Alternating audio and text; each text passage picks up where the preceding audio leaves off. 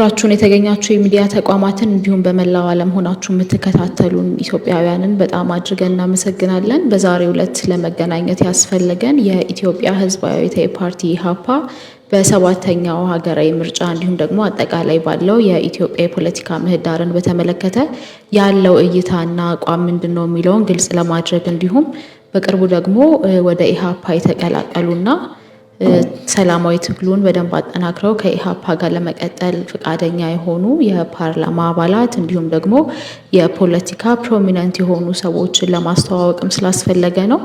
እንግዲህ በሰባተኛው ሀገራዊ ምርጫ ላይ የኢህአፓ አቋም እንደምታውቁት ሁላችሁም ኢህአፓ በሰባተኛ ሀገራዊ ምርጫ ላይ ለመሳተፍ ሂደት ውስጥ ገብቷል። ነገር ግን ሂደት ውስጥ ስንገባ እንዲሁ ዝም ተብሎ ሳይሆን በጣም ለረጅም ጊዜ ጥናት አስጠንተን በፖለቲካ ውስጥ ረጅም ዓመት የቆዩ አማካሪዎቻችንን አማክረንና አጠቃላይ ያለው የኢትዮጵያ ፖለቲካ ሁኔታ ምን ይመስላል የሚለውን ጥናት አድርገን ነው። በጥናታችን መሰረት ያስቀመጥናቸው ቅድመ ሁኔታዎች አሉ። ለምሳሌ የእስረኞች መፈታት፣ የጦርነቶች በትክክለኛ እና ሁሉን አቀፍ በሆነ ድርድር መቆም፣ ትክክለኛ የፖለቲካ ምህዳር መስፋት እንዲሁም የተለያዩ ቅድመ ሁኔታዎችን አስቀምጠናል። እነዛ ቅድመ ሁኔታዎች የማይሟሉ ከሆነ ኢህአፓ ሂደቱ ውስጥ እንደገባው ሁሉ በቀጣይ በምርጫው ላይ ያለውን ተሳትፎ ድጋሚ እንደሚገመግም በማዕከላዊ ኮሚቴ የተወሰነ ነገር ነው።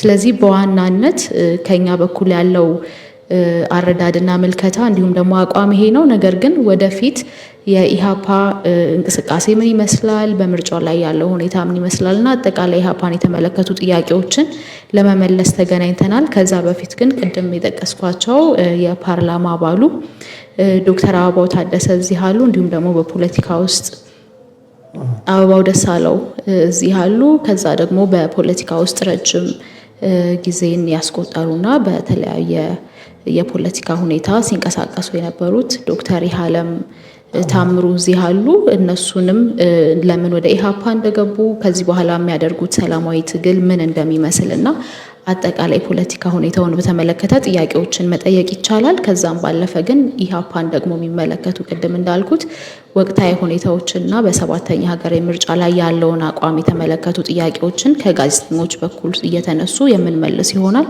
አሁን እድሉን ለዶክተር አበባውና ለዶክተር ይሃለም እሰጣለሁ። እሺ፣ ጤና ይስጥልን። ከእናንተ ጋር ለመገናኘት በመብቃቴ ደስ ይለኛል። በቃሉ አይቼ ነበር መሰለኝ። ሞገስ፣ ሪዮት፣ መታሰቢያ፣ ይርነቃቸው ስለተገናኘን በጣም ደስ ብሎኛል። በሚዲያ የምናውቃችሁ ጎበዝ ጋዜጠኞች ናችሁ። ቅድም ሚስጥር እንዳስተዋወቀችው የዛሬው ፕሮግራም ዓላማ ኢህአፓ መቀላቀላችንን ምክንያት በማድረግ እና አስቻይ ሁኔታ ካለ ለሰባተኛው ዙር ምርጫ መዘጋጀታችንን በማስመልከት የምናደርገው ቆይታ ይሆናል። አስቻይ ሁኔታ በአሁኑ ሰዓት እንደሌለ ይታወቃል። ቅድም ሚስጥር እንዳለችው በርካታ ሰዎች በማንነታቸውና በፖለቲካ አስተሳሰባቸው የታሰሩበት ሁኔታ በአማራ ክልል፣ በኦሮሚያ፣ ጋምቤላ፣ በቤንሻንጉል በተለያዩ አካባቢዎች ጦርነት እየተካሄደበት ያለበት ሁኔታ፣ የእርስ በርስ ጦርነት ያለበት ሁኔታ ነው ያለው። አስቻይ ሁኔታ የለም። ነገር ግን እንዲሁ ራሳችን ከማግለል ይልቅ ገብተን ማስተካከል ይቻላል። በሂደቱ ደግሞ የሚለወጡ ነገሮች ይኖራሉ። የፖለቲካ ትግል ውስጥ ተሳታፊ ካልሆን ችግሮችን ለመፍታት በጣም ይከብዳል ከሚል አኳያ ነው ራሳችን ያስገባ ነው። በኋላ ደግሞ እናንተ የምታነሷቸው ጥያቄዎች ሲኖሩ የበለጠ ነገሮችን ግልጽ እናደርጋለን። ለማስተዋወቁ ያክል በዚህ በቃል አመሰግናለሁ። እሺ፣ እኔም አመሰግናለሁ። በዚህ ውይይት መድረክ ላይ የተገኛችሁ ጋዜጠኞችን በሙሉ ከልብ ማመስገን እፈልጋለሁኝ። ስሜን መጀመሪያ ላይ ሚስጥረ ስላሴ በደንብ አስተዋውቃኛለች። ይሃለም ታምሩ እባላለሁኝ። ባለፉት ጊዜያቶች ኦልሞስት ከ5 ከ6 ዓመት በላይ በፖለቲካው ሂደት ላይ ተሳትፎ የነበረኝ ሰው ነኝ። ቀደም ሲል በአማራ ብሔራዊ ንቅናቄ ፓርቲ ውስጥ በአመራር ደረጃ ላይ እሳተፍ ነበር። የአዲስ አበባ ሊቀመንበር ነበርኩኝ። አሁን ላይ እንግዲህ እናንተ ጋር የተገናኘ ነው እንግዲህ በሰባተኛው ዙር በሀገራዊ ምርጫ ሂደት ላይ ለመሳተፍ ኢህአፓን እንደ ፖለቲካ ፓርቲ ተቀላቅለን ከኢህአፓ ጋር ሆነን በሀገራችን ጉዳይ ላይ ንቁ ተሳትፎ ለማድረግ ነው። ቅድም እንደተባለው እኔ የምጋራው ሀሳብ በእኛ ሀገር ውስጥ ያለው በሁሉም ቦታ ላይ በሚባል ደረጃ የሰላም ሁኔታ እጅግ በጣም አሳሳቢ ነው። ሰላም በሌለበት ሁኔታ ደግሞ ምርጫ ለማካሄድ ትንሽ ያስቸግራል። የምርጫ ምህዳሩም በጣም ከወዲሁ ሲታይ የሚያስፈራ የምርጫ ምህዳር እንዳለ ያስታውቃል። ምክንያቱም እንደ መገለጫ የሚሆኑ ጉዳዮች አሉ። የታሰሩ የተለያዩ የፖለቲካ ፓርቲ አመራሮች አሉ፣ በአሁኑ ሰዓት ጋዜጠኞች አሉ፣ የሰብአዊ መብት ተሟጋቾች አሉ እና ሌሎችም በሀገራቸው ጉዳይ ላይ ይገደናል፣ ያገባናል ብለው በአንድም ይሁን በሌላ መንገድ ሲከራከሩ ሲሞግቱ የነበሩ ሰዎች የታሰሩበት ሁኔታ አለው። ንጹሐን ዜጎች ቅድም እንደተባለው በሀገሪቱ ውስጥ በከፍተኛ ደረጃ በማንነታቸውና በብሔራቸው እየተለዩ የሚታሰሩበት የሚንገላቱበት ሁኔታ እንዳለ የአደባባይ ሀቅ ነው። ይህን ምርጫም ለማካሄድ ደግሞ በቂ የምርጫ መደላድል ይኖራል ብዬ በግለሰብ ከወዲሁ ማመን ትንሽ ያስቸግረኛል። ነገር ግን ውጭ ነው ከመመልከት ሀገራችን አሁን ያለችበት አጣብቂኝ ሁኔታ እጅግ በጣም አሳሳቢ ስለሆነ በሂደቱ ውስጥ ገብቶ ተሳትፎ ያለውን ነገር በተጨባጭ መሞገት፣ በተጨባጭ ያለውን ክፍተት ማሳየት ደግሞ ከፖለቲከኞች እና በሀገራዊ ጉዳይ ላይ ይገደናል ከሚሉ ማህበረሰብ ክፍሎች የሚጠበቅ ስለሆነ ወደዚህ ምርጫ ለመሳተፍ በግሌ አምኜ ወደ ኢሃፓ ተቀላቅያለሁ። ከዛ ውጭ ያለውን ነገር ግን በምርጫው ሂደት ላይ የምናየው ይሆናል። ስለተሰጠኝ እድል ግን በቅድሚያ ማመስገን እፈልጋለሁ። እግዚአብሔር ይስጥልኝ። ቅድም እንደጠቀስ ነው በዋናነት የዚህ ሴሽን አስፈላጊነት የነበረው የተለያዩ ጥያቄዎች እንደሚነሱ እናውቃለን። ከጋዜጠኞችም ከፐብሊክም እና በጋዜጠኞች በኩል ከህዝብ የተነሱ ጥያቄዎች እንዲሁም ደግሞ ራሳቸው የጋዜጠኞቹና የሚዲያ ተቋማቱ አሁን በጠቀስነው ጉዳይ ላይ ያላቸውን ጥያቄ እንዲጠይቁ ነው እና ያለምንም ማራዘም በቀጥታ ወደ እነሱ ነው መስጠት የምፈልገው። ከፓርቲው እንዲሁም ደግሞ ወደ ፓርቲው ከተቀላቀሉት የቀድሞ የምክር ቤት አባላትን ጨምሮ የሰማነው ነገር አለ። በተደጋጋሚ እየሰማን ያለነው አስቻይ ሁኔታዎች ያሉ እንደሆነ በቅድመ ሁኔታ ነው ወደዚህ ምርጫ እየገባን ያለው ተብሏል።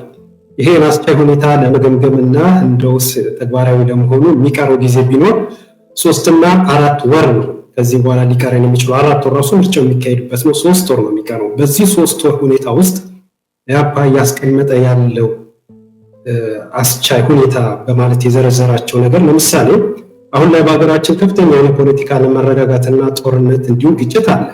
ይህ ጉዳይ በምርጫ ላይ እና በህዝብ ተሳትፎ ላይ የሚያሳድረው ተጽዕኖ ቀላል አይደለም። በእነዚህ 3 ወር ጊዜያት ውስጥ በምን አይነት ተአምር ነው ለ3 ዓመት እና ከዛ በላይ ሲጓተት የመጣ ችግሮች ተፈተው ምርጫው አስቻይ ሁኔታ ሊሆን ያደርሷል ብለን ልንገምት የምንችለው? ኢህአፓስ በዚህ በ3 ወር ጊዜ ውስጥ እንዲህ ያለው ውስብስብ ችግር ለመንግስትስ በ3 ወር ይህንን ፈተልን ወደ ምርጫው ልግባ ማለቱ እንዴትስ ያለ ነገር ነው የሚል ጥያቄ አለን። ሌላው ደግሞ ከንግግርና ከነፃነት ከሚዲያ ጋር በተያያዘ ለአንድ ፍትሃዊ ምርጫ ወሳኝ ከሆኑት ነገሮች ውስጥ አንዱ ሚዲያ ነው። በእርግጥ ቅድም በቅድመ ሁኔታዎች በሚኒስትራን በኩል ሲገለጽ ነበረ።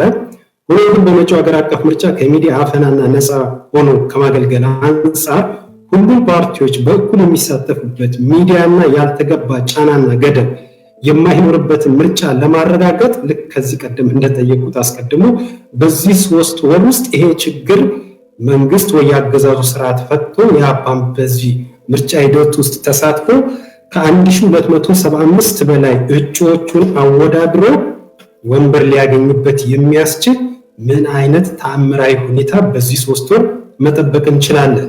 ሌላው ፖለቲከኞች፣ ጋዜጠኞች፣ አክቲቪስቶች በእስር ሁኔታ ላይ እንዳሉ ቀደም ተብሎ ተገልጿል።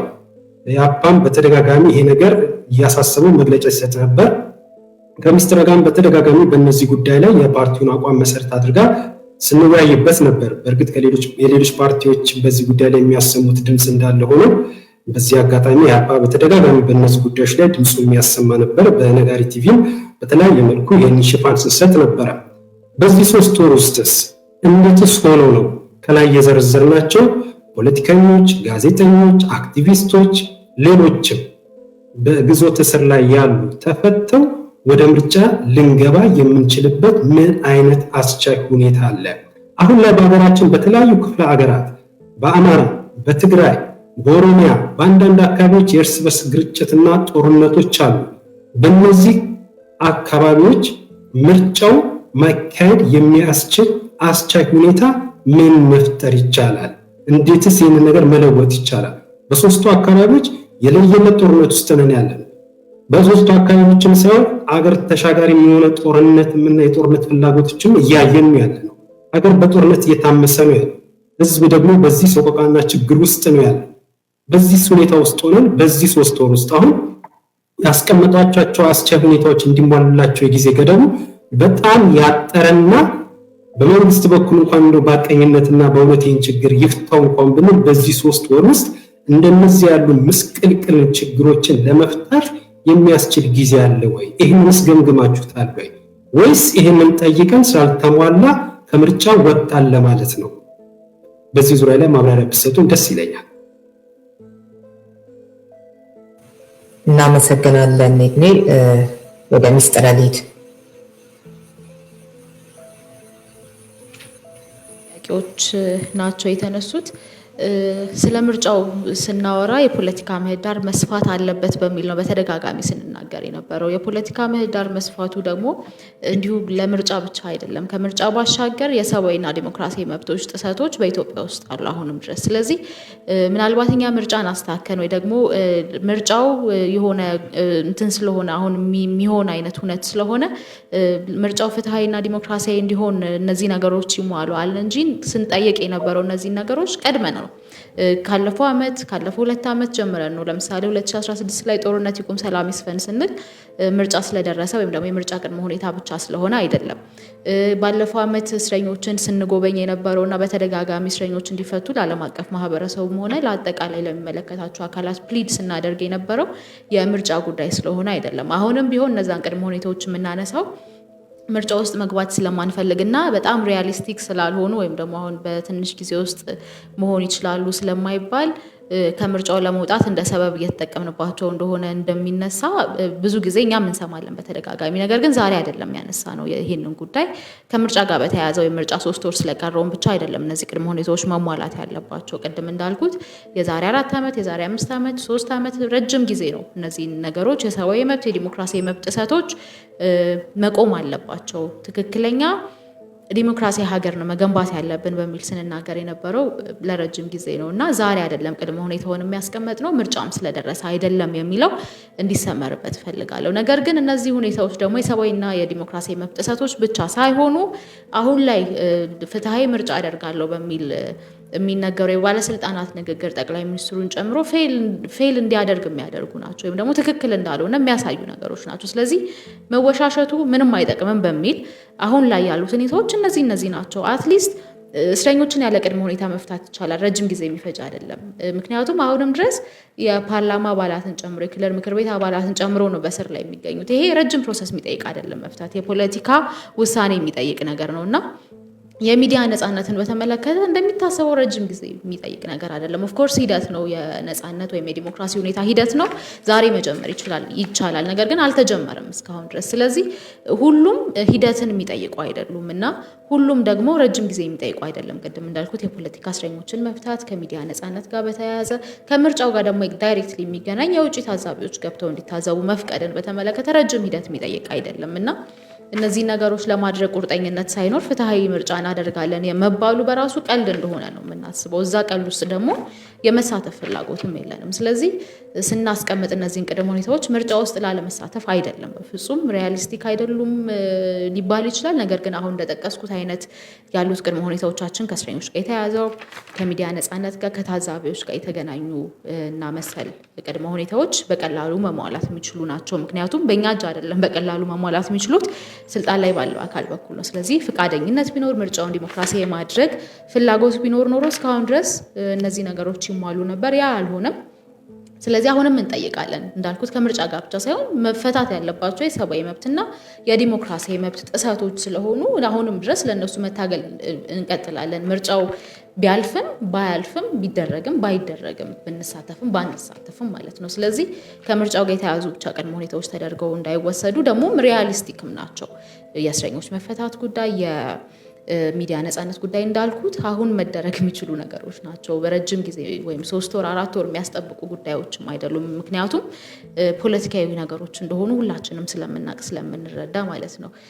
በዛ መንገድ እንዲታይ ነው የምንፈልገው። ቅድም እንደተባለውም ከሚዲያ ነፃነት ጋር ምርጫው መግባት ባንፈልግ ምርጫው በቃ አስቻይ ሁኔታ የለም ምርጫው ውስጥ እንደዚህ ስላልሆነ አንገባም ማለት በጣም ቀላል ነበር። ሌሎች ፓርቲዎችም ከዚህ በፊት አድርገውታል። ግን እንደ ኢህአፓ የተጠና ሁኔታ በተጠና መንገድ መሄድ እንፈልጋለን። እንደ ሰላማዊ ታጋይ እንደ ፖለቲካ ፓርቲ ደግሞ ስልጣን የሚያዘው በምርጫ እንደሆነ ነው የምናምነው። ስለዚህ በኢትዮጵያ ውስጥ ህገ መንግስቱ በሚለው መሰረት ፍትሃዊና ዲሞክራሲያዊ ምርጫ እንዲደረግ የዲሞክራሲ ስርዓት ግንባታው ካሁኑ መሰረት እንዲጣልለት እንፈልጋለን። ያ ባይሆን ፍላጎታችን በጣም ቀላል ነበረ። ደግሞ ቶሎም ምንድነው ድጋፍ ለማግኘትም ምርጫ ውስጥ አልሳተፍም በዚህ ሁኔታ ማለት ለኛ በጣም ቀላል ነው።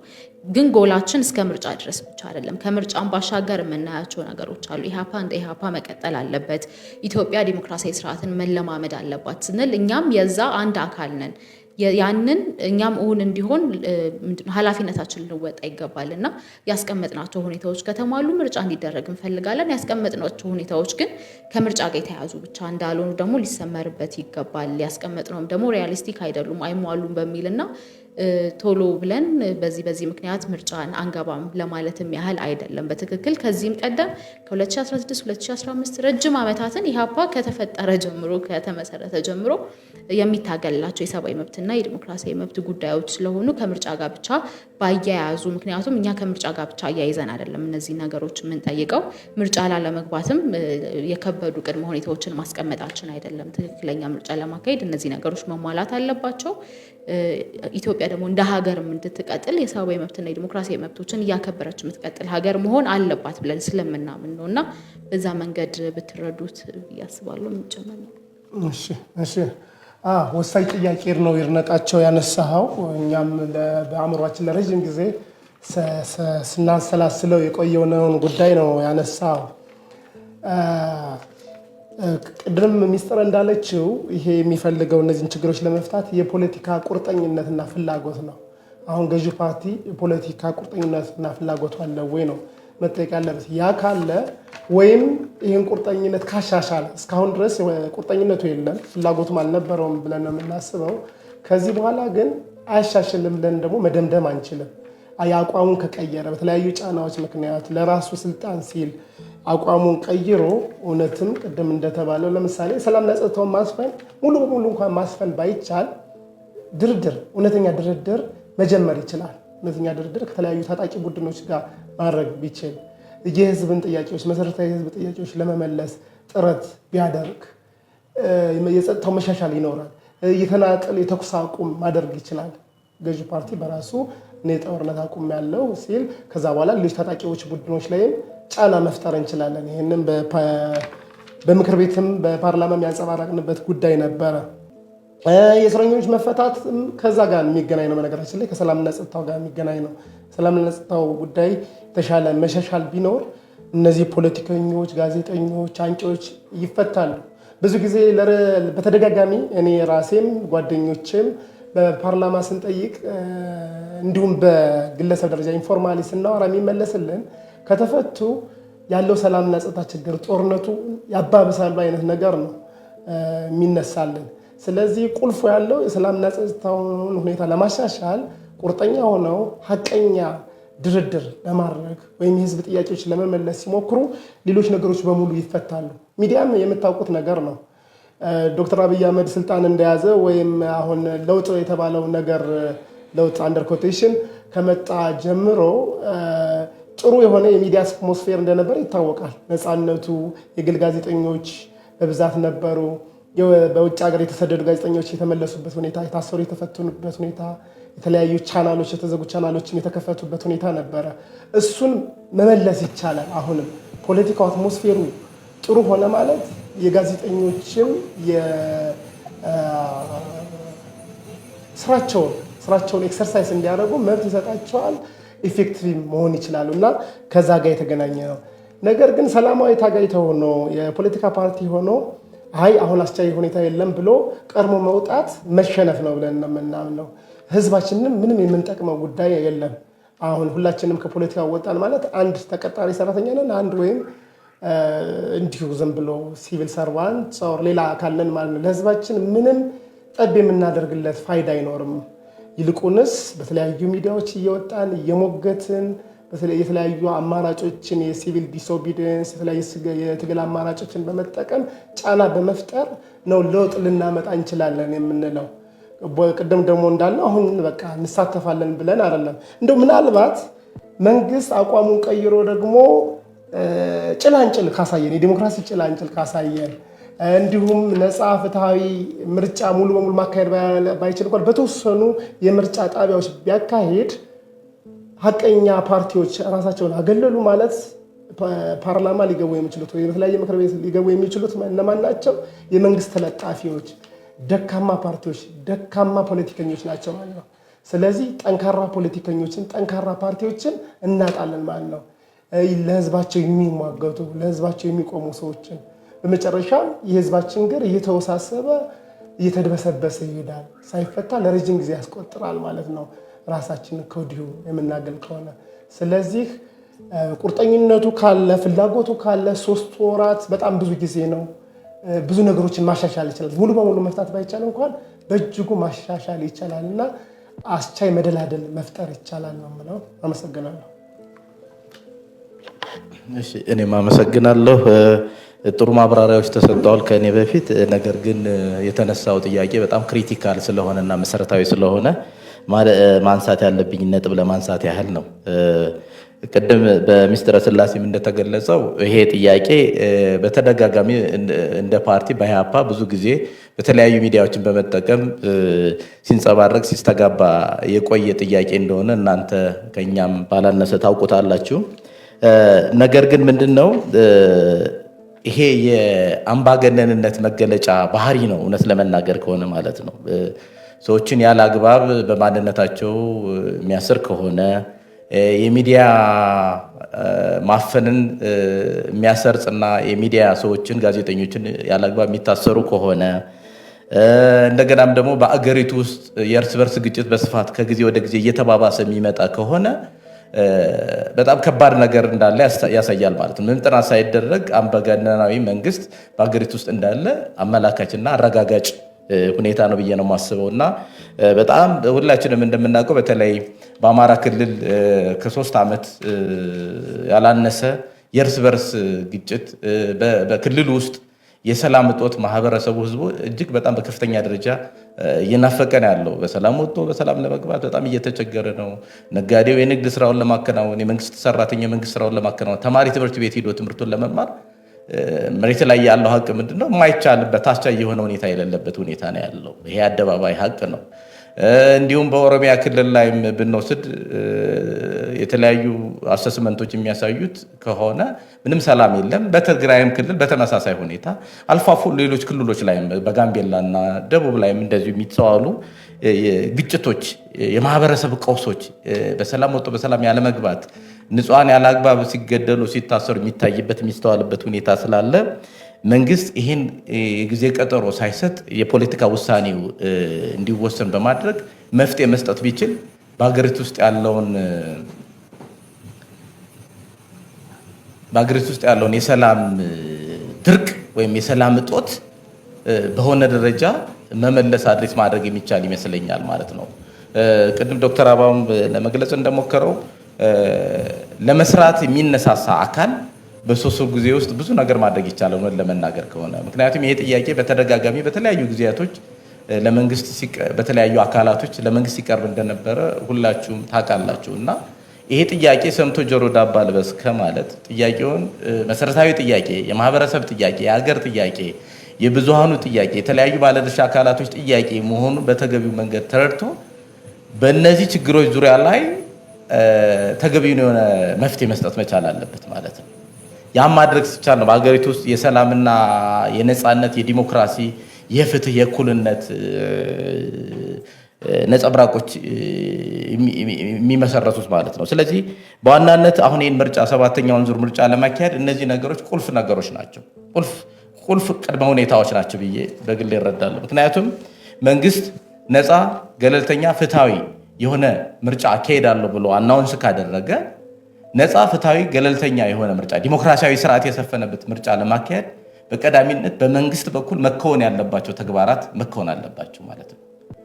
ይሄ ባልሆነበት ሁኔታ ግን የትኛውም የፖለቲካ ድርጅት ከምርጫው ቦይኮት አድርጌያለሁ ራሴን አግልያለሁ ብሎ ቢል ይሄ መንግስት ፌለሪቲ ነው የሚሆነው ማለት ነው። ስለዚህ ከተፎካካሪ ፓርቲዎች በላይ የሚጠቅመው ይህን ችግር መፍታት ለመንግስት ነው ብዬ ነው የማስበው እና ማህበረሰባችን በእጅጉ የሰላም እጦት ናፍቆታል። በእጅጉ የሚናፍቀው ብዙ ነገር አለ። ያን ነገር መንግስት ምላሽ ቢሰጠው የተሻለ ይሆናል ብለን እናምናለን እኛ እና በዚህ አግባብ ያለውን ነገር በዛ መልክ መረዳት ቢቻል ጥሩ ነው ብዬ ነው የማስበው እና ያው በሂደት እየተገመገመ ያለውን ነገር ግን እንዳጠቃላይ መወሰድ ባለበት አግባብ ይወሰዳል የሚል እምነት አለኝ። ነገር ግን እዚህ ጋር ግንዛቤ ውስጥ መግባት ያለበት ነገር ምንድነው? እነዚህ ሁኔታዎች አልተሟሉም እስካሁን ድረስ ብሎ ግን ራስን ማቀብ ግን ተገቢ ነው ብዬ አላምንም። እስከ መጨረሻው ድረስ ሂደቱን መገምገም፣ መፈተሽ፣ ማየት ግን ተገቢ ነው ብዬ አምናለሁ። አመሰግናለሁ። በድጋሚ እድሉን ስላገኘው አመሰግናለሁ። የሰማነ በጠየቅናቸው ጥያቄዎች ላይ የተሰጡን ማብራሪያዎች አሉ። እነሱ ምስጋናችን እንደተጠበቀ ነው ያለው። እዛ ላይ የሚነሱ ሀሳቦች አሉ። ያስቀመጣችሁት ቅድመ ሁኔታ ወይም አመቺነት ቀኛ ለሆነ ሀገራዊ ምክክር ወይም ለሽግግር ስርዓት ግፊት ብትፈጥሩበት አይሻልም ከምርጫው ይልቅ? አንደኛው ጥያቄ ይሄ ነው። ሌላው ምርጫው ፍትሃዊ ከሚያደርጉት መካከል ተቋማቶች ናቸው። ከተቋማት መካከል አንዱ ደግሞ ምርጫ ቦርድ ነው። የኢትዮጵያ ህዝባዊ ፓርቲ የኢትዮጵያ ህዝባዊ አብዮታዊ ፓርቲ ኢህአፓ በምርጫ ቦርድ ላይ ምን ያህል እምነት አለው? እንዲሁም በፍትህ ተቋማት ላይ በተለይ በፍርድ ቤት፣ በፖሊስ እነዚህ ተቋማት በምርጫው ሂደት ከምርጫው በፊት፣ በምርጫው ከምርጫው በኋላ ትልቅ ሚና ያላቸው እንደመሆኑ መጠን ከገለልተኝነት ጋር በተያያዘ እንዲሁም በአጠቃላይ ከነዚህ ተቋማት ላይ ያላችሁ እምነት ምን ያህል ነው? በእነዚህ ተቋማቶች ላይ ያስቀምጣችሁት ቅድመ ሁኔታ ከዚህ ቀደም በአደባባይ የተናገራችሁት በመግለጫ ያሳወቃችሁት ጉዳይ አለ? ስላልሰማሁ ምናልባትም ይህን አንድ ላይ የያዛችሁ እንድትገልጹልን። ሌላው ኢህአፓ ህዝባዊ ስብሰባ አዳራሽ ውስጥ በቅጡ ማካሄድ እንዳይችል በተደጋጋሚ ክልከላ ተደርጎበት ነበር። በአዳራሽ ውስጥ እንኳን ህዝባዊ ስብሰባ ማድረግ ያልቻለው ኢህአፓ በመጪው ምርጫ እየተሳተፍኩ ነው ዝግጅት ላይ ነኝና እወቁልኝ ሲል ይሄ እንዴት ያለ ነገር ነው? ቅንጦትስ አይሆንበትም ወይ? በመጨረሻ ተደጋጋሚ ቅድም ሲገለጽ ነበር፣ በሞገስም በኩል ሲነሳ ነበር፣ ከአድማጭም የተነሳ ጥያቄ ነው። ይሄ በአግባቡ መመለስ አለበት ብዬ አስባለሁ። ኢህአፓ ምን ያህል ህዝባዊ ቅቡልነት አለኝ ብሎ ያምናል? ኢህአፓ የፖለቲካ ማህበራዊ መሰረቱ ምንድን ነው? የትስ አካባቢ ነው? እነዚህ ነገሮች ያስፈልጋሉ። ቀደም ብዬ ባነሳው ጥያቄዎች ላይ በተለይ ኢህአፓ ማህበራዊ የፖለቲካ መሰረቴ የት ነው ብሎ የመለሰልን እንደሆነ ባሉት ሀገራችን አራቱም አቅጣጫዎች ላይ ያነሳናቸው መሰረታዊ ጥያቄዎች አሉ። በአማራ፣ በኦሮሚያ፣ በትግራይ፣ በደቡብ አንዳንድ አካባቢዎች ላይ እነዚህ የህዝብ ቁጥሩ ቀላል አይደለም፣ የቆዳ ስፋቱም ቀላልም አይደለም። በእነዚህ አካባቢዎች ላይ እንደ ሀገር የታዩ ፖለቲካዊ፣ ማህበራዊ፣ ኢኮኖሚያዊ ምስቅልቅል ነገሮች አሉ። ጦርነቱን የዛን ያህል ህዝቡ ደግሞ ይህንን በአጽንኦት እንድትመልሱ ትፈልጋለሁ። በዚህ ምክንያት የደረሰበትም ስብራት አለ። ኢህአፓ ምናልባት በዚህ አካባቢ ላይ ማህበራዊ መሰረት የፓርቲው አለኝ ብሎ ያምናል። አለኝ ብሎ ካመነ በመጪው ምርጫ በዛ አካባቢ ላይ በዚህ በ3 ወር ውስጥ ሞገስም በተደጋጋሚ ሲጠይቀው ነበር። ቅድምም ዶክተር አበባው ሚስጥራም ሁላችሁም ስትመልሱበት ነበር። በእነዚህ ጉዳዮች ላይና ተመሳሳይ በሆኑት ምክንያቶች ምርጫው የእውነት ሊካሄድ ይችላል ወይ? እንደገና ደግሞ የጠየቃችሁት ይሄ የማባበል ወይም ደግሞ ቅድመ ጥያቄ በመጠየቅና እንዲህ ለማለት ብቻም ሳይሆን በዚህ 3 ወር ውስጥ ኦነስትሊ ስናወራ ማለት ነው እንደ ሀገር የገባንበት ችግር አይደል? በ3 ወር ውስጥ በስልጣን ላይ ያለው የብልጽግና መንግስት ችግሩን ራሱ በቅጡ መርምሬ በሰነድ ይዤ አስታራቂ ሆነ እንደ ሀገር መፍትሄ ልስጥ ቢል 3 ወር ራሱ አይበቃው። ኦነስትሊ ስናወራ ማለት ነው። ይሄ መሆኑ የአደባባይ ሀቅ ነው። ለዚህ ችግር በእርግጥ አሁን ላይ ያለው የብልጽግና መንግስት 8 ዓመት እንደ ሀገር ያስቀመጠው ዕዳ ከባድ ነው። ይህ የሆነበት ሁኔታ በዚህ 3 ወር ውስጥ እንዲህ አይነት አመቺነት፣ እንዲህ አይነት አስቻይ ሁኔታ እንዲህ እያሉ ዘርዝረው ይሄ ያልተሟላ እንደሆነ ሚስጥር በተደጋጋሚ ስትገልጸው ነበር። የኢህአፓ ተደጋጋሚ መግለጫዎች በነጋሪም ቲቪ ሲቀርቡ ነበር። ይሄ እሙሉ የአደባባይ ሀቅ ነው። ያን ከዚህ ቀደም መጠየቅና አሁን ላይ በዚህ 3 ወር ውስጥ እስከዛሬ ሲጠይቁት ለ3 ዓመታት ያልተመለሰላችሁ መልስ በ3 ወር ውስጥ ተፈቶ ወይም ደግሞ ተፈቶ ወደ ምርጫ ልትገቡ ሳይፈታ ሲቀር ደግሞ ከምርጫ ልትወጡ የተዘጋጃችሁበት ዝግጅት የፓርቲው በዚህ ምርጫው ሂደት ላይ ያለው ሐቀኝነትን ጥያቄ ውስጥ አያስገባበትም? ጨርሻለሁ ጥያቄ። አመሰግናለሁ። እሺ አመሰግናለሁ። ያነቃቸው አሁን እንደ በፊቱ ወሳኝ ጥያቄዎችን ያቀረብከው ያስቀመጣቸውን ቅድመ ሁኔታዎች ለሀገራዊ ምክክርና ለሽግግር ፍትህ ተጠቅማችሁ ተጽዕኖ ማሳደር አይሻላችሁም ወይ ለምርጫው ከምታረጉ ይልቅ ነው። እንደማውቀው ፓርቲው ቀደም ብሎ ለሀገራዊ ምክክር የተጠቀመበት ሁኔታ አለ። አስቻይ ሁኔታ ስለሌለ ብሎ ሀገራዊ ምክክር ላይ እየተሳተፈ እንዳልሆነ ነው የማውቀው። ሽግግር ፍትሁ ላይም ይሄ ኮንሲደር እንዲደረግ በተደጋጋሚ ጊዜ የተናገረበት ሁኔታ አለ። እኔ እንደ ግለሰብ እና በምክር ቤት የምንገኝ አብን አባላት ደግሞ በተደጋጋሚ ጊዜ ሀገራዊ ምክክሩ ወቅት ቅድመ አጀንዳ ማሰባሰብ ላይ ለምሳሌ ባህር ዳር እኔና ዶክተር ደሳለኝ ተገኝተን ነበርና በዛን ወቅት እነዚህን ቅድመ ሁኔታዎችን አንስተናቸው ነበርና ለዛ ተጠቅመናቸዋል። እንደገና እድሜው እንዲራዘም የምክክር ኮሚሽን እድሜው እንዲራዘም ለ1 ዓመት ያክል በተጠየቀበት ወቅትም እኔ ራሴ ሳይቀር ያነሳውበት ሁኔታ ነበር። እነዚህ ቅድመ ሁኔታዎች ሳይሟሉ እውነት የሀገራዊ ምክክሩ ኢፌክቲቭ ይሆናል ብለን አናምንም። ወሳኝ የሚባሉ የማህበረሰብ ክፍሎች፣ አንቂዎች፣ ፖለቲከኞች፣ ጋዜጠኞች በስር ላይ እየማቀቁ ባለበት ሁኔታ፣ የሰብአዊ መብት ጥሰት እየተፈጠረ ባለበት ሁኔታ፣ ዜጎች በከባድ መሳሪያ በድሮን በተለያየ ነገር እየተመቱበት ባለ ሁኔታ ምክክሩ ኢፌክቲቭ ሊሆን አይችልም። ሌሎች ሀገሮችን ተሞክሮን በመውሰድ በተለያዩ ሀገሮች ራሱ ሊቃንን ያላሳተፈ ምክክር ኢፌክቲቭ እንዳልሆነ ብዬ ፌል ያደረጉ የምክክር ኮሚሽን ሀገራትን ጠቅሼ ሁሉ የሞገትኩበት ሁኔታ አለ። ወንድሜ ዶክተር ደሳለኝም በተለያየ ጊዜ ያነሳበት ሁኔታ አለ። ፓርቲውም በተመሳሳይ መንገድ ሲሟገት በተለያየ መግለጫዎቹን ያነበብንበት ሁኔታ አለ እና ቅድመ ሁኔታዎችን ተጠቅመናቸዋል ብዬ ነው የማስበው። ለሀገራዊ ምክክሩም ለሽግግር ፍትህም ተጽዕኖ ለማሳደር ተጠቅመንበታል ብዬ ነው የማስበው። ከዛም ቦይ ራሳችን ያወጣነው ግን ለሀገራዊ ምክክር ከዛ ሁኔታ አንጻር ነው። ነገር ግን አሁን ያኔ ራሳችን አግለን ደግሞ እንደገና ምርጫው ላይ ብናገል ህዝባችን የምንጠቅምበት ሁኔታ አይታየኝም። ሀገራዊ ምክክሩ ላይስ ባይሆን እኛ ብቸኛ መፍትሄ ሰጪዎች አይደለንም። የተለያዩ የህብረተሰብ ክፍሎች አሉ። የህዝባችን ጥያቄዎች ውስን ናቸው፣ ይታወቃሉ። በጣት የሚቆጠሩ ናቸው ወሳኝ። ምክንያቱም ሀገራዊ ምክክር የተነሳበትን ዓላማ ሲናገር በወሳኝ ሀገራዊ አጀንዳዎች ነው የሚለው።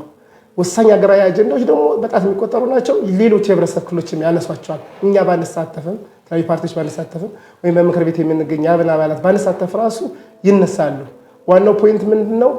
አሁን ያለው መንግስት እነዛን ይፈጽማቸዋል አይፈጽማቸውም?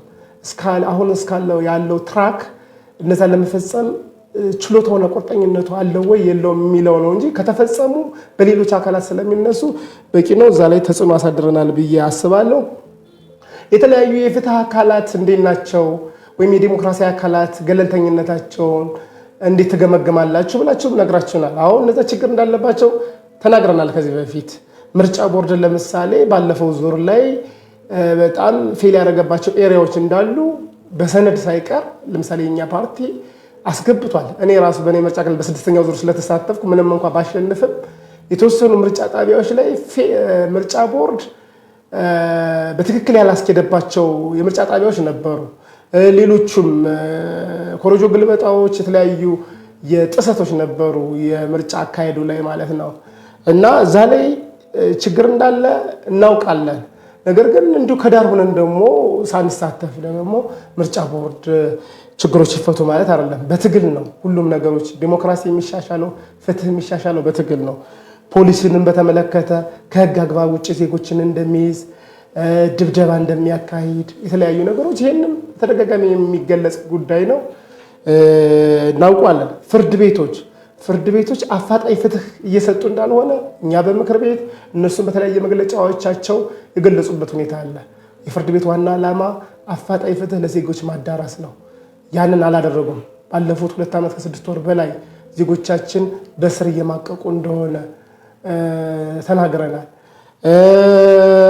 የሰብአዊ መብት ጥሰቶች ተጥሰው ሲገኙ ከሶ ውሳኔ መስጠት የሚጠበቅበታል። ይሄ የፍትህ ሚኒስቴር ወር ፍርድ ቤቶች አጠቃላይ እዛ ላይ ስራም አላሻሻለም። አሁንም ብዙ ችግሮች አሉ። ነገር ግን አላሻሻለምና እጃችንን አጣጥፈን እንቀመጥ ደግሞ ልንል አንችልም ማለት ነው። ምርጫው የእውነት ሊካሄድ ይችላል ወይ እንትኗን ህዝባዊ አዳራሿን ምናምን በሚመለከት ልዝለለው። ምክንያቱም ተመለስንላለች ሚስጥር የተሻለ ተመልሷለች ብዬ ስለምገመት ኢህአፓ ምን ያክል የፖለቲካ ቅቡልነት አለ ብሎ ያስባል፣ ህዝባዊ መሰረት አለ ብሎ ያምናል ወይ የሚል ጥያቄ ተነስቷል። እኔ እንደማስበው አንድ ፓርቲ መገምገም ያለበት አሁን ባለው አቋሙ ነው እንጂ በድሮ ስሙ መሆን የለበት። በእርግጥ የድሮ ስሙም ያን ያክል የሚያሳፈር አይደለም። በአሁኑ ሰዓት አንዳንድ ፓርቲዎች እንደሚያደርጉት የማቴሪያል ፍላጎታቸውን ለማሳካት አይደለም በፓርቲ ሲሳተፉ የነበረው የኢህአፓ አባላት የኢትዮጵያ ፍትህ፣ እኩልነት እና ጭቆና መሯቸው ለህዝባቸው የህዝባቸውን ችግር ለመቅረፍ ነው ሲታገሉ የነበሩት። ምንም የሚያሳፍር ታሪክ አላቸው ብዬ አላስብም። መገዳደል ነበረ። ይህን መገዳደልም በኔጌቲቭ በኩል ተገልጿል ብዬ አስባለሁ። ከሌላ ግሩፕ ያሉ ከኢህአፓ ጋር ሲታገሉ የነበሩ ግሩፖች በተዛባ ሁኔታ ጽፈውታል ብዬ አስባለሁ። የታሪክ አጻጻፉ ራሱ ችግር አለበት ብዬ ነው የማስበው እና በትክክል የኢህአፓ ወገን ሰዎች እንደውም ለህብረተሰቡ አላስረዱም ብዬ ነው ላስብ የምችለው እንጂ እውነታውን ስንመረምረው ችግር የለበትም። ደርግ አጥቂ ነበረ። ሲያጠቃ ኢህአፓ መከላከል ነው እንጂ ቀድሞ አላጠቃም። ይሄ ነጭ ሽብር በቀይ ሽብር መታለው የሚል አይነት አባባል ነበረው። ነገር ግን የእውነት ነጭ ሽብር አካሂዶ አይደለም። በሰላማዊ መንገድ በሚታገልበት ወቅት የሚደርስበትን ጥቃት ለመከላከል እንደውም በሙሉ አቅም አይደለም የተከላከለው። በተወሰነ ደረጃ ለመከላከል ሲሞክር የተፈጠረ ችግር ነው። አንዳንድ ዜጎች ሊሞቱ ይችላሉ። ስርዓት አለ፣ ብዙ ነገር አለ እንጂ አመራሮች ራሳቸው ደግሞ ከዳር አቁመው አይደለም። አመራሮች ሳይቀሩ ነው መስዋዕትነት የከፈሉት በወቅቱ። አሁን እንደሚፈጠረው አመራር ከዳር ቆሞ ህዝቡን ለሳት የሚማግድበት ሁኔታ ነው ያለው። በዛን ወቅት ግን የኢህአፓ አባላት የኢህአፓ አመራሮች ይህን አላደረጉም። ህዝባዊ መሰረት ስለዚህ በአሁኑ ሰዓት ደግሞ ያለውን ኢህአፓ የምንገመግም ከሆነ እኔ እንደተናገርኩት ነው። አሁን እኔ የአብን አባል ነኝ። አባል ነበርኩ እስከ ቅርብ ጊዜ ድረስ። ስለዚህ አብን የተነሳለት ዓላማ ነበር የአማራ ህዝብን ፍትህ፣ እኩልነት፣ ነፃነት ማረጋገጥ ነበር። ያንን ግን በፍጹም እንኳን አይደለም ማረጋገጥ በትንሹ ደረጃ እንኳን ሲታገል አላየንም። እኔ ምክር ቤት ከገባው ጀምሮ ይልቁንስ ከገዢው ፓርቲ አባላት ጋር በመለጠፍ አመራሮቹ አባላቶችን የበተኑበት ሁኔታ ነው ያለው። በዚህ ወቅት ነው እነ ኢህአፓ እነ መኢአድ እነ እናት ለዜጎች እኩልነት፣ ፍትህ በተደጋጋሚ ሲታገሉ ያየናቸው። ጋዜጣዊ መግለጫ ሲያወጡ ያየናቸው እነ ኢህአፓን ነው። የተለያዩ ሰላማዊ ሰልፍ ለማድረግ የሞከሩት እነሱ ናቸው። ስብሰባ ለማካሄድ የሞከሩት እነሱ ናቸው። በድፍረት በሚዲያዎች እየወጡ ሲሞግቱ ያየናቸው እነሱን ነው። ስለዚህ አንድ ትክክለኛ የሲቪል ፓርቲ ወይም ሰላማዊ ፓርቲ ማድረግ የሚችለውን ነገር በሙሉ ያደረገ ፓርቲ ህዝባዊ ቅቡልነት አይኖረውም ብዬ ላምን አልችልም። ሁሉንም የህብረተሰብ ክፍል ደግሞ በሁሉም የኢትዮጵያ ኮርነር ላይ ደግሞ ይሆናል ብዬ አስባለሁ። ምክንያቱም የሚያነሱት አጀንዳዎች የአንድ ብሔር አጀንዳ አይደለም፣ የኢትዮጵያ ብሔር ብሔረሰቦችን አጀንዳ ነው። እንደውም ከዛም አልፎ ዩኒቨርሳል የሆኑ አጀንዳዎችን፣ ዓለም አቀፍ አጀንዳዎችን ነው እያነሱ የሚሞግቱትና ህዝባዊ ቅቡልነት የሚያስገኘውን ነገር በሙሉ አድርጓል ብዬ ነው የማስበው። ምርጫው የእውነት ሊካሄድ ይችላል ወይ? እንግዲህ ይካሄዳል ብሎ ነው በተደጋጋሚ ገዢው ፓርቲ ነገረን። የፓርቲው እንግዲህ የብልጽግና ፓርቲ የበላይ አለቃ ጠቅላይ ሚኒስቴሩ በተደጋጋሚ የነገረን ነገር ነው። በፓርላማ ይካሄዳል ብለን ነው ራሳችን የምንገምተው። ለዛ ነው እየታገልን ያለ ነው። ለወደፊቱም የሚካሄደውን ነገር ደግሞ የምናየው ይሆናል። በ3 ዓመታት ያልተፈታ ችግር እንደው በ3 ወራት ውስጥ ይፈታል ብላችሁ ነው ወይ የምትገምቱት? የታምር አይሆንም ወይ ነው? እኛም አላልንም እስካሁን ድረስ ስንናገር እንደሰማኸው ወይም በትክክል ይድነቃቸው ከተገነዘብክ የምንናገረውን ነገር በ3 ወር ውስጥ ሙሉ በሙሉ ችግሮች ያሉ ችግሮች ይፈታሉ ብለን አይደለም። ነገር ግን ማሻሻል ይቻላል። ሚኒመም የሆነውን ለምርጫ ለማካሄድ የሚያስችሉ ሚኒመም ነገሮችን ያሟላል ብለን ነው የምናስበው። ይህን የሚያደርገው ደግሞ እንደው ለእኛ ለችሮታው ሳይሆን ለስልጣኑ ሲል ነው። ከፍተኛ ጫና አለበት በህዝቡ ዘንድ። በተለያዩ ዓለም አቀፍ ተቋማትን ተጽዕኖ ሊያሳድሩበት እንደሚችሉ እንገምታለን። ለዛ ሲል ለራሱ ስልጣን ሲል የተሻለ ነገሮችን ይፈጥራል ብለን እናስባለን። በዛ ያለ ተፎካካሪዎች ወደ ፓርላማ ያስገባሉ፣ ወደ ክልል ምክር ቤቶች ያስገባሉ ብለን ነው የምንገምተው። ያኔ ደግሞ ገቡ ማለት አሁን የፈጠርናትን ተጽዕኖ አሁን በምክር ቤት የምንገኝ ጥቂት የአባል አባላት የፈጠርነውን ተጽዕኖ የበለጠ ለመፍጠር ያስችለናል። የህዝባችንን ችግርም በበለጠ ሁኔታ እንፈታለን ብዬ አስባለሁ። ይሄን ነው። የቀሩትን ሁኔታ ደግሞ እስኪ ሚስጥር ብታብራራልኝ ደስ ይለኛል። በተለይ ከፓርቲው አቋም አኳያ ያለውን ነገር። እሺ፣ ጥሩ ጥያቄዎች ናቸው። መነሳት አድሬስ መደረግ የነበረባቸው ጥያቄዎች ናቸው። የድነቃቸው አመሰግናለሁ። ከዲሞክራሲ ተቋማት ገለልተኝነት አንጻር ያለውን ጥያቄ ስንመለከት እኛም በቅድመ ሁኔታዎቻችን ውስጥ ካስቀመጥናቸው ሁኔታዎች አንዱ የዲሞክራሲ ተቋማት ገለልተኝነት ምርጫ ቦርድን ጨምሮ የሰብአዊ መብት ኮሚሽን፣ የሰብአዊ መብት ጉባኤ እንዲሁ አጠቃላይ የዲሞክራሲ ተቋማት ገለልተኝነት ሚዲያዎችን ስለሚጨምር ማለት ነው የነሱን ጨምሮ ገለልተኛ እንዲሆኑ እንፈልጋለን መሆንም አለባቸው የሚል ቅድመ ሁኔታ ነው ያስቀመጥነው። እንደ ሰው እንደ ግለሰብ በጣም ፖዚቲቭ የሆኑና ኢትዮጵያ ውስጥ ትክክለኛ የዲሞክራሲ ስርዓት እንዲዘረጋ የሚፈልጉ ሰዎች የሚመሯቸው ተቋማት እንዳሉ እንገነዘባለን። ነገር ግን እንደ ተቋም ደግሞ አሁን ያለውን ስርዓት ስንመለከት አሁን ያለውን ገዢ ፓርቲም እንደ መንግስት ደግሞ ላይኑ በጣም ብለርድ ስለሆነ እኛ ሀገር ውስጥ የመንግስትና የፓርቲ እስከሱ ባህሪ አንጻር ስንመለከት የዲሞክራሲ ተቋማት ገለልተኝነት ተረጋግጧል ለማለት የሚያስደፍርም ሁኔታ አይደለም። በተግባር የምናየው እሱን አይደለም። ገለልተኝነታቸው ላይ እኛም ከህዝብ እኩል ከዛም በበለጠ ደግሞ ዴይ ቱ ዴይ የምንገናኝባቸው ጉዳዮች ስለሆኑ ገለልተኝነታቸው ላይ ጥያቄ አለን እኛም። የአዳራሽ ክልከላን በተመለከተ አዳራሽ ተከልክላችሁ እንዴት ታዲያ ምርጫን ማሰብ ቅንጦት አይሆንም ወይ ለሚለው ነገር አዳራሽ እንደተከለከለ ያሳየ ነው በመሞከራችን ነው።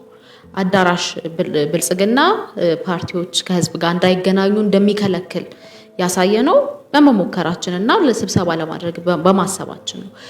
ምርጫ ውስጥ ገብተን ሰላማዊ ሰልፍ እንጠራለን አይደለ?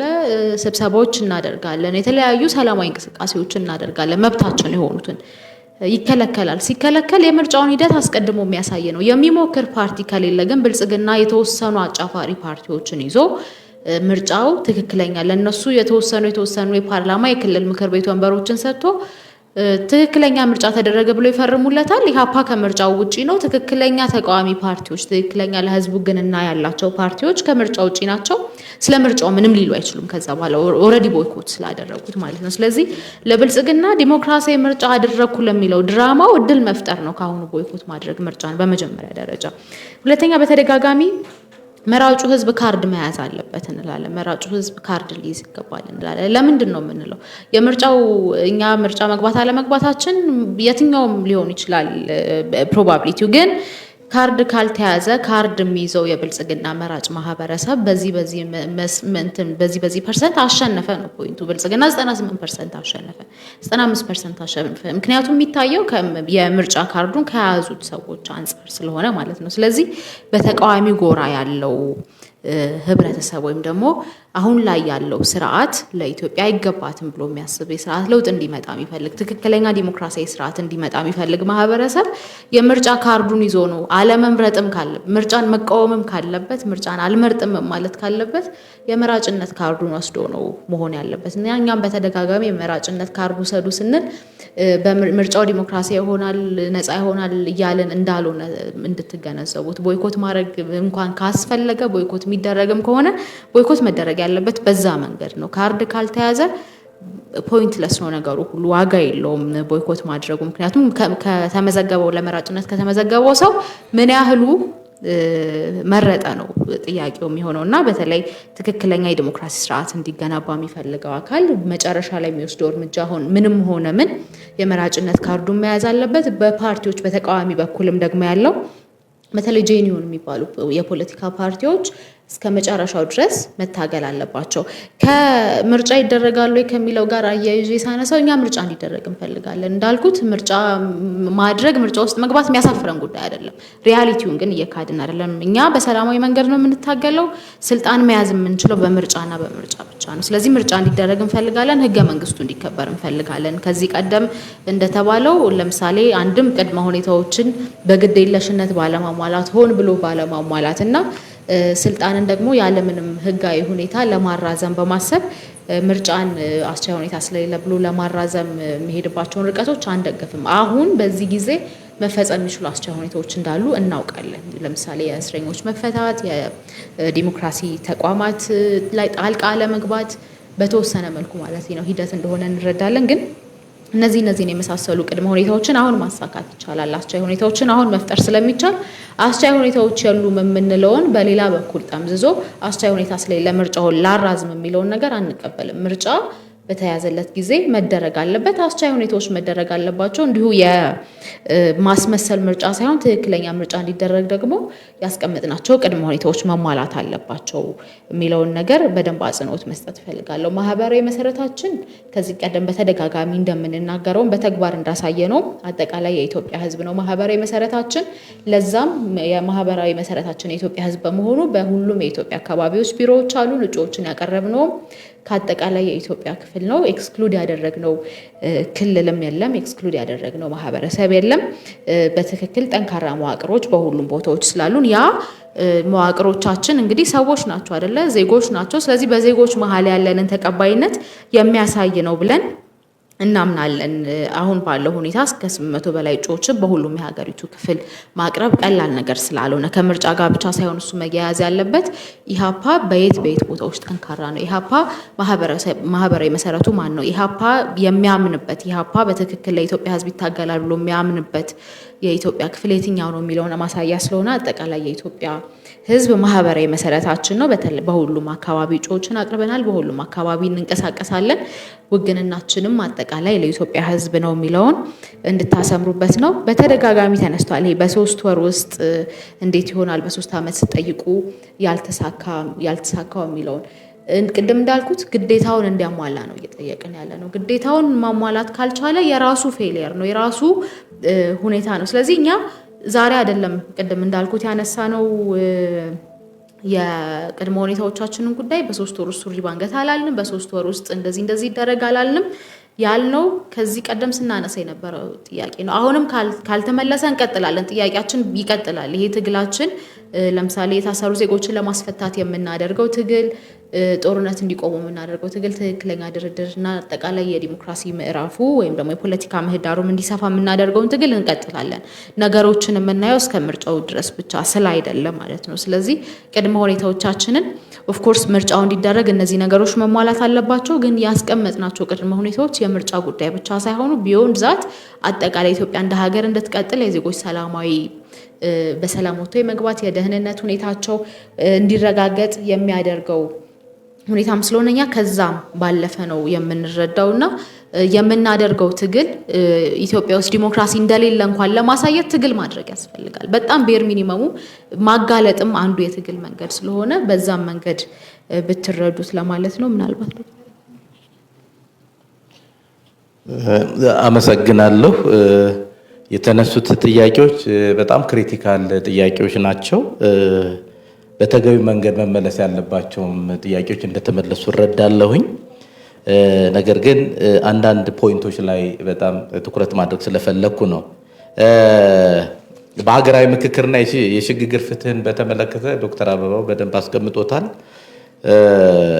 ሌላው እኔ ፎከስ ማድረግ የምፈልገው በ6ኛው ሀገራዊ ምርጫ ሂደት እኔም ተሳትፌ ነበር። አጋጣሚ እኔን ኤክስፒሪየንስን በዚሁ ሸር ለማድረግ እውነት ሰላም ላይ ነበር የተወዳደርኩትኝና አንዳንዴ የሚጠበቁ ነገሮች እንደማይጠበቁ ሆነው ያየንበት ያስተዋልንበት ሁኔታዎች ነበሩ በዛ ሂደት ላይ ማለት ነው። ሀገራችን ያው በምርጫ ሂደት ላይ በተለያዩ በ5 ዓመታት ጋፕ ውስጥ በሚካሄዱ የምርጫ ሂደቶች ውስጥ ጤናማ የሆነ የምርጫ ስርዓት እዚህ ሀገር ላይ ተካሄዶ ያውቃል ብሎ ለማለት ትንሽ የሚያስቸግር ይመስለኛል በእኔ በኩል ማለት ነው። ፕራክቲካሊ 6ኛው ዙር ምርጫ ላይ ስለተሳተፍ ማለት ነው።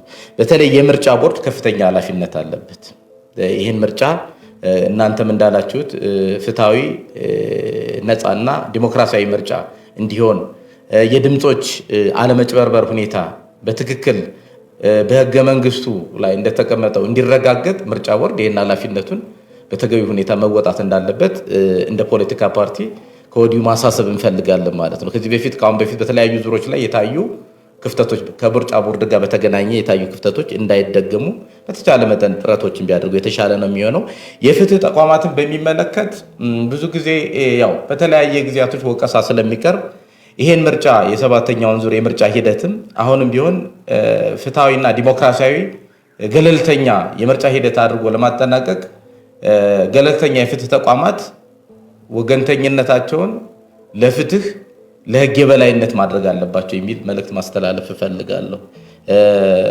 ምናልባትም ለአንድ ወገን ብቻ አድልቶ ያልተገባ የፍትህ ስርዓት ሀገሪቱ ውስጥ እንዲረጋገጥ ከማድረግ እንዲቆጠቡ በዚሁ አጋጣሚ ማስተላለፍ እፈልጋለሁኝ። ከዛ ውጭ ቅድም ሚስጥረም እንዳለችው ይሄ የምርጫ ካርድን አስመልክቶ መቼም ማህበረሰባችን አሁን ላይ ባለው የሀገራችን ምስቅልቅል ሁኔታ በየትኛውም የሀገሪቱ ክፍል ያለው ሰላማዊ የሆነ ዲሞክራሲያዊ ስርዓት የሰፈነበት እኩልነት፣ ነፃነት ያለበት ህይወት እየመራ ነው ብሎ ለማለት አይቻልም፣ ሁላችንም እንደምናውቀው። ስለዚህ ከእንደዚህ አይነት ችግር መውጣት የሚቻለው ምንድነው? ትክክለኛ የሆኑ አገሪቱን መምራት የሚችሉ የፖለቲካ ኃይሎችን ወደፊት እንዲመጡ ማድረግ ነው መፍትሄው ማለት ትልቁ መፍትሄ ማለት። ለዛ ደግሞ ለማድረግ የምርጫ ካርድ ወስዶ የሚፈልገውን የፖለቲካ ድርጅት መምረጥ ከእያንዳንዱ ዜጋ ይጠበቃል ማለት ነው።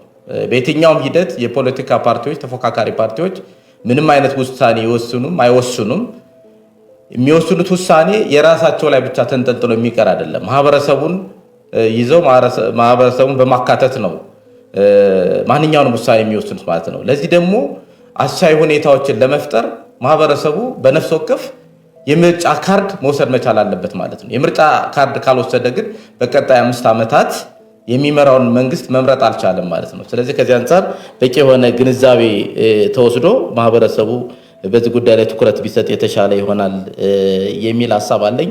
ሌላው በጣም ደስ የሚለው የኢሃፓ የፖለቲካ ማህበረሰብ መሰረቱ በሁሉም የሀገሪቱ ክፍል ነው። የዜግነት ፖለቲካን በሰፊው የሚያቀነቅን ለሁሉም የማህበረሰብ ክፍሎች በኩልነት የሚታገል ሁሉም ማህበረሰቦች በየትኛውም የሀገሪቱ አቅጣጫ በየትኛውም የሀገሪቱ ክፍል ውስጥ ያሉ የኢትዮጵያውያን በሙሉ በነፃነት በኩልነት ህይወታቸውን መምራት እንዲችሉ ማህበራዊ ፍትህ በአስተማማኝ ሁኔታ እንዲረጋገጥ ሰፊ ስራዎችን እየሰራ ያለ ድርጅት እንደመሆኑ መጠን ስለዚህ የማህበረሰቡ መሰረት በጣም በአስተማማኝ ደረጃ የትኛውም የሀገሪቱ ክፍል መሆኑን ሁሉም መገንዘብ ይኖርበታል የሚል ሐሳብ አለኝ። ከዛ ውጭ የተለያዩ ፖይንቶች ጠቃሚ ነጥቦች ስለተነሱ እነሱን አልደግማቸውም። አመሰግናለሁ።